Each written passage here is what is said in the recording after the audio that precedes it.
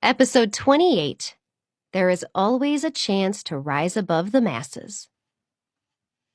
Over the next few days, Natalie felt extremely sad, but she still started to look for a job.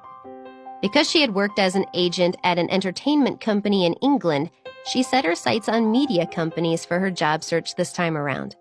When she was overseas, she had made quite a few people in the entertainment industry angry because of her unique ideas. But her resume and work experience were not bad, so it shouldn't be that difficult to find a job.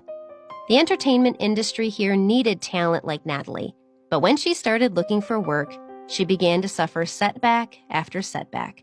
First, she sent her resume to several of the bigger companies. She was prepared to work hard now that she had returned home. However, after waiting for a few days, there was no response, or if there was, it was a rejection. She didn't think much of it at first, and continued to send out her resume. She started to worry when it kept getting rejected time and again, almost always for the same reason. They all said that she had no experience working in the country, so she wasn't a suitable candidate. What made her anxious was that she didn't have any friends in the industry here, so she thought there was something wrong with her. Eventually, after being rejected multiple times, she started to become suspicious. She was no longer new here, and although her resume wasn't the best, it was definitely up there. Her lack of experience could not be the reason behind all these rejections. There must be some other issue. At first, she could not decide what it could be, no matter how hard she thought about it.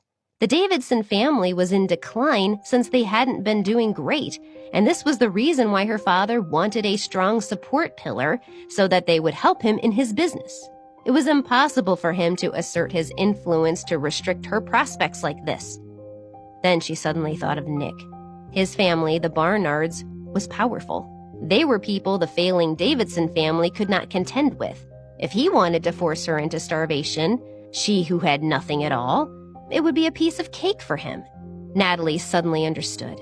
No matter how amazing her qualifications were, she would always be rejected.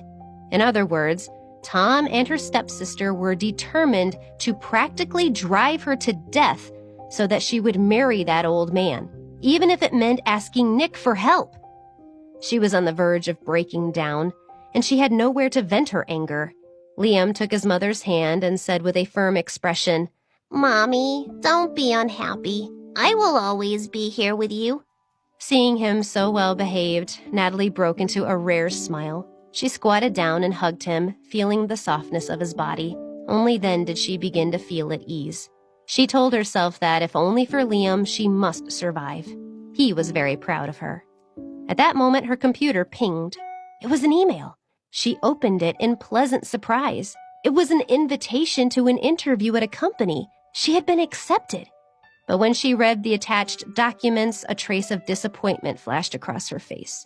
The company was Star Entertainment.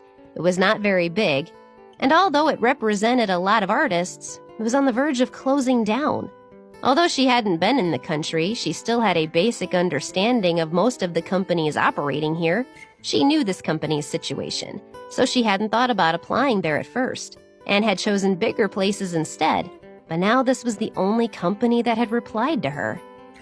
Letting out a long sigh, she decided to go over and take a look. She had no choice but to face reality head-on. On the one hand, her father was forcing her into a corner. On the other hand, this was her last hope.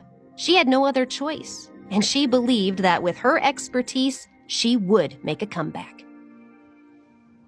In the CEO's office of the Claire Group, Bryce sat upright in his chair. Although he was hiding his mood, he couldn't hide his aura. He made people tremble unconsciously with fear.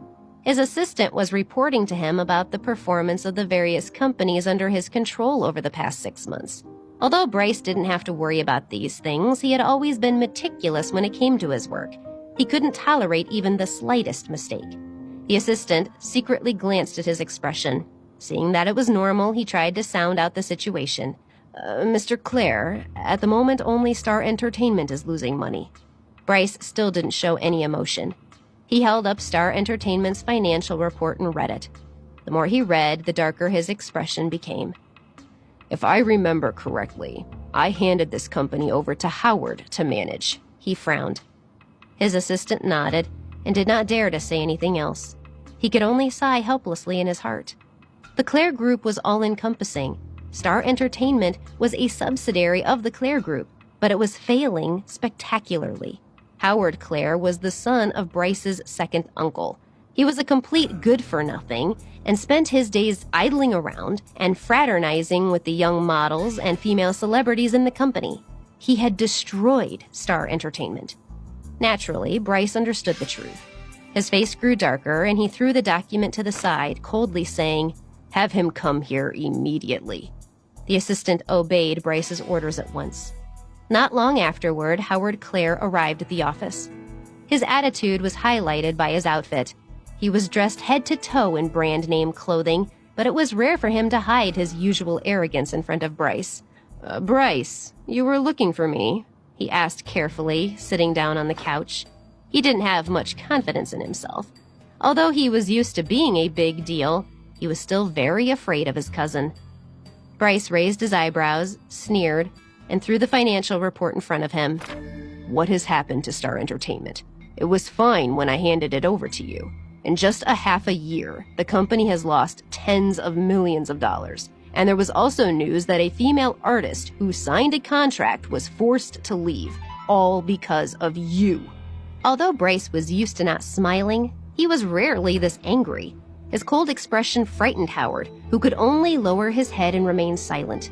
He knew he had done wrong. After a long while, he said with a pleading expression, "I know. I work hard every day, but what can I do? Good resources have been taken away by Golden Star. So Star Entertainment can only rely on their leftovers."